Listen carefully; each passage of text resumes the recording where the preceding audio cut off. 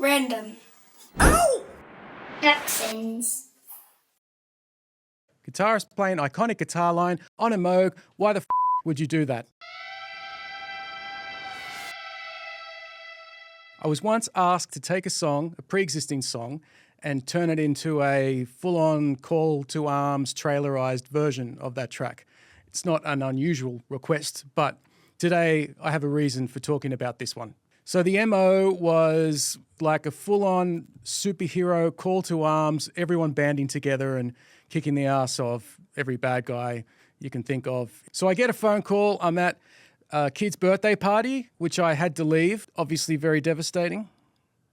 The request was to do a full-on reinvention, absolute more is more, find every kitchen sink in the street and put it on in. I said, cool. What's the song? The phenomenal track With a Little Help from My Friends by the Beatles, and then not long after, Totally Rocked Out by Joe Cocker. Instantly I thought, chorus lyrics, perfect. Verse lyrics, that's going to be a little more tricky to bring into this universe that they're asking for. So I didn't say any of that on the phone. That's just ticking away in the back of my mind. Great, can you turn it around in 24 hours? Yep, sure thing. So first thing I usually do when I'm asked to do something like this is look at the lyrics and how they're going to relate to what the request is. One thing I've learned is quite effective. Sometimes if you take certain lyrics out, it can give a whole new meaning to the song and a whole new intent. So verse lyrics on this track was the first thing I went to. The character in the song doesn't exactly exude superhero-ness in that very recognizable first verse. How do we take this character and turn him into more of a superhero type character? What would you do if I sang out a tune? Would you stand up and walk out on me? Are the original lyrics. But if we really want to double, triple, quadruple call to arms, What would you do? What would you do? Would you stand up? Would you stand up? so now we're starting to step into the right vibe here. I feel, at least. Next, I was told that I couldn't go too far with however I produced this, meaning more is more, every kitchen sink in the neighborhood.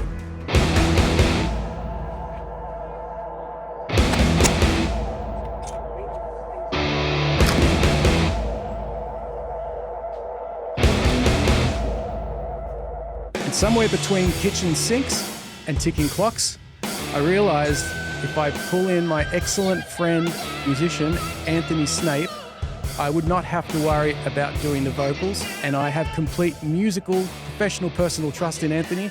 He asked, how many harmonies do you want? And I said, all of them. Kitchen sinks, right? Now the kind of sacrilegious thing that as a guitarist, I decided to replace that really iconic guitar lick at the intro and in the choruses with something else, not a guitar. I'm talking about the Joe Cocker version. What if I turned that line from an angsty blues lick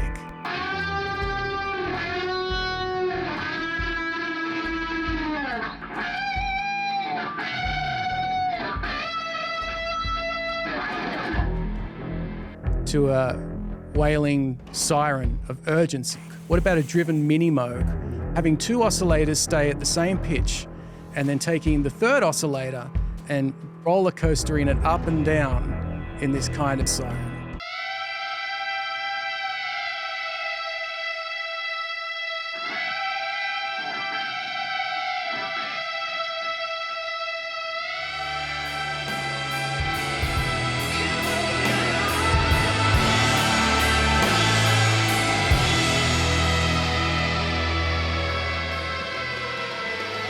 I just kept on going in the studio until I was done.